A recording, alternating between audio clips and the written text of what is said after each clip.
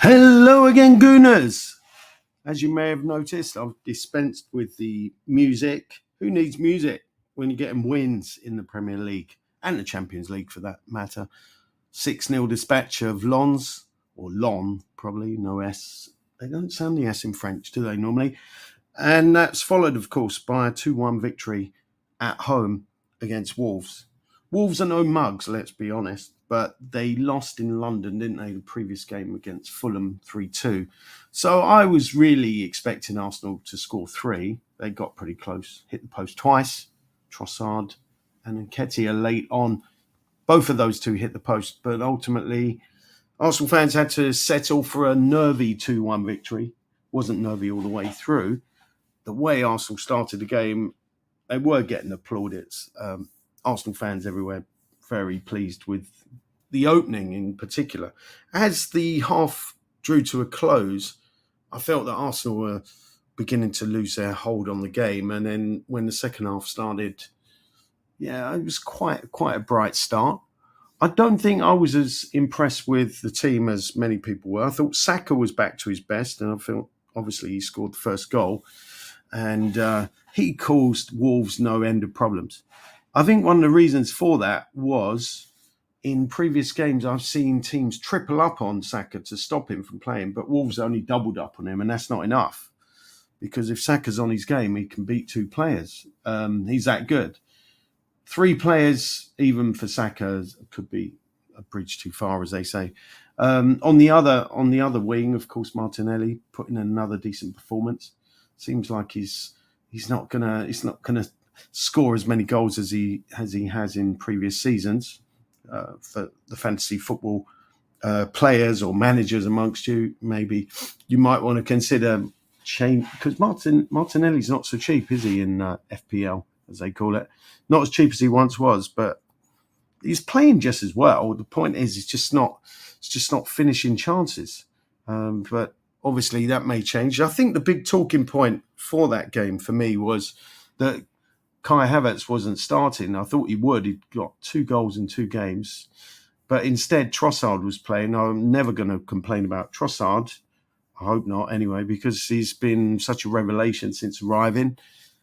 He's a super sub more than anything. So sometimes when he starts, I'm a bit surprised by it. But he's a player that can change a game, and on his day, he's unplayable. I don't think it was his best performance, if I'm totally honest.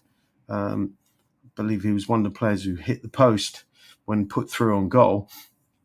And on that topic, Nketiah had a similar chance. Maybe people say his chance was easier because it was more central. But these shots that hit the post and go out, how close is that to a goal? I've never really understood why when the ball hits the post, it's considered off target. To me, it's on target.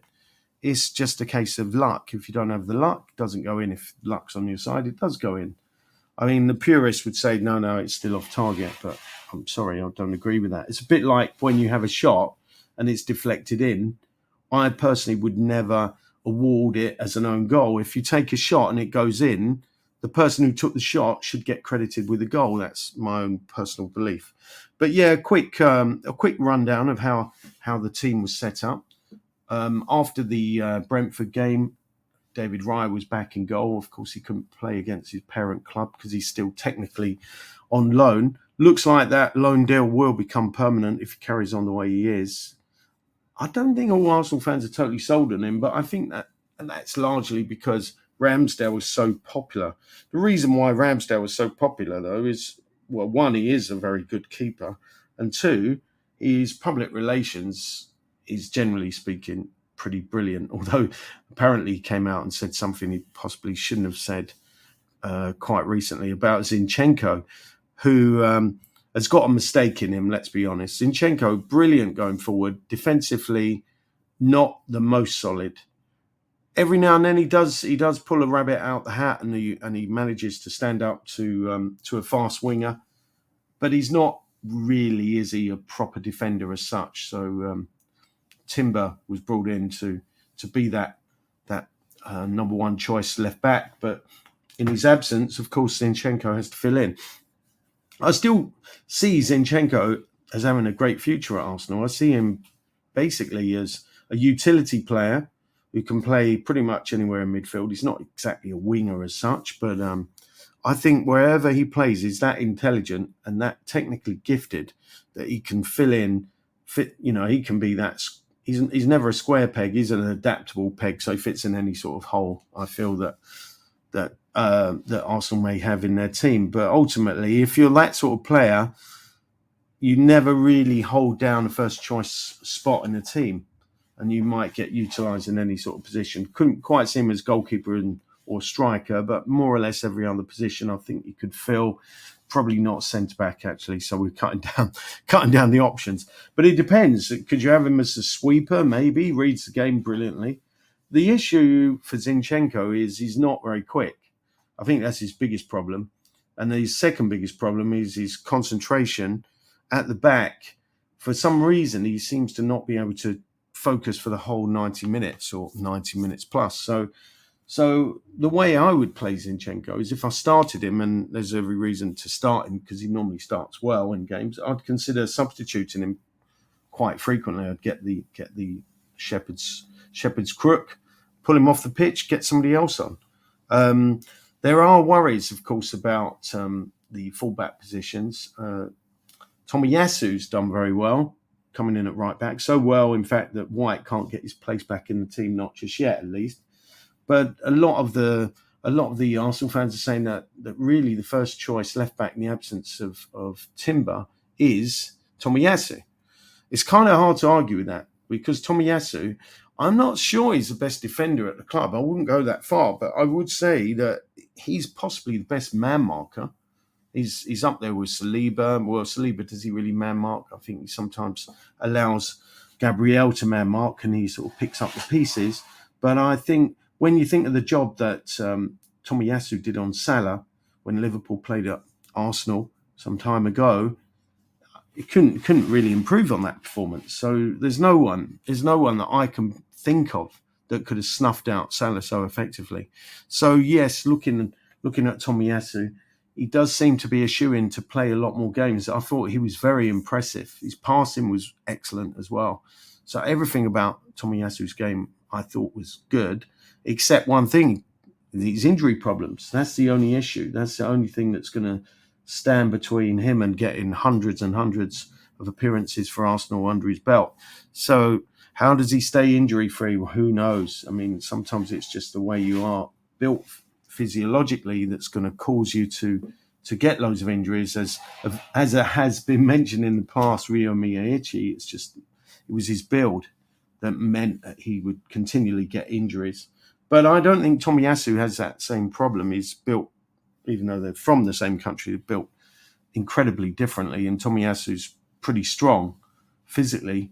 That goes without saying. But nevertheless, he does seem injury prone, which is a bit of a concern.